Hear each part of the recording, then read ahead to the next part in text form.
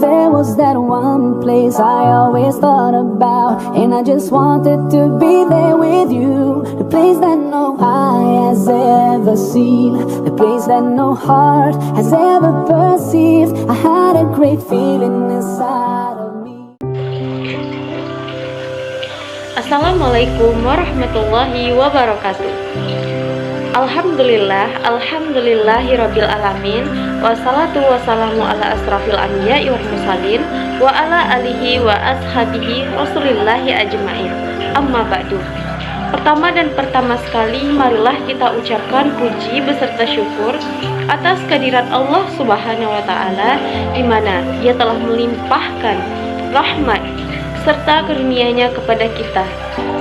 Salawat beriringan salam tidak lupa pula kita hadiahkan kepada pucuk pimpinan umat Islam sedunia, yakninya Nabi besar Mustafa Muhammad sallallahu alaihi wasallam, di mana ia telah membawa umatnya dari alam kegelapan ke alam yang terang menerang seperti yang kita rasakan pada saat ini.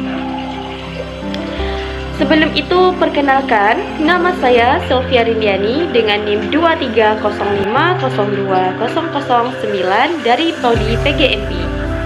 Di sini saya akan mengulas sedikit dan mereview mengenai jurnal yang telah dikirimkan oleh Ibu dosen dengan judul Keutamaan Al-Quran dalam Al-Quran dan Hadis. Poin yang pertama, kita masuk dulu ke dalam arti apa sih itu membaca. Membaca menurut Fujiono adalah kegiatan untuk menganalisis suatu teks dengan tujuan untuk menentukan gagasan dari teks tersebut. Sedangkan menurut Syafi'i, membaca melibatkan dua aspek, yakni aspek fisik dan aspek psikologis. Aspek fisik yaitu berkaitan langsung dengan panca indera yang kita gunakan pada saat membaca. Contohnya adalah mata.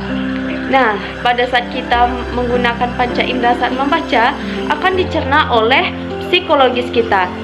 Kesimpulan yang kita dapat dari hasil membaca tadi akan dicerna oleh psikologis dan motorik pada manusia. Yang kedua, pengertian Al-Quran. Seperti yang kita ketahui, Al-Quran merupakan kitab Allah Subhanahu wa Ta'ala yang memiliki kebenaran di dalamnya.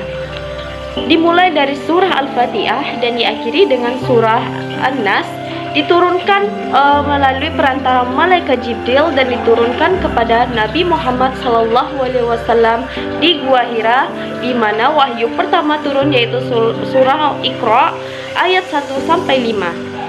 Nah, di dalam Al-Quran ini terkandung pedoman hidup bagi manusia dalam menjalankan kehidupan dan untuk mempersiapkan amalan-amalan di akhirat kelak. Yang ketiga, kita masuk ke dalam pengertian hadis. Hadis adalah sesuatu yang disandarkan kepada Rasulullah SAW, baik berupa ucapan, perkataan, dan kebiasaan yang dilakukan oleh beliau. Karena Rasulullah SAW merupakan pedoman bagi seluruh umat, khususnya umat muslim di dunia. Yang keempat, keutamaan membaca Al-Quran dalam hadis. Nah, di dalam hadis menjelaskan bahwa Al-Quran mengandung banyak sekali keutamaan. Yang saya sebutkan di sini hanya 4. Yang pertama yaitu Al-Quran sebagai syafaat dan penolong di akhirat kelak. Yang kedua, apabila kita mempelajari Al-Quran dan mengajarinya, maka itu adalah sebaik-baiknya golongan manusia.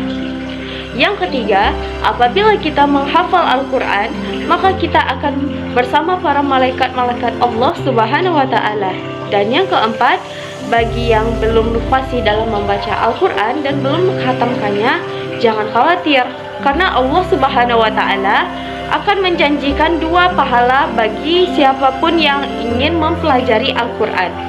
Sedangkan Al-Quran, keutamaan Al-Quran di dalam Al-Quran yaitu sebagai obat penenang penyakit hati dan penyakit jiwa.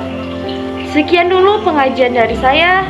Apabila ada kekurangan mohon dimaafkan dan terima kasih atas segala perhatian. Assalamualaikum warahmatullahi wabarakatuh.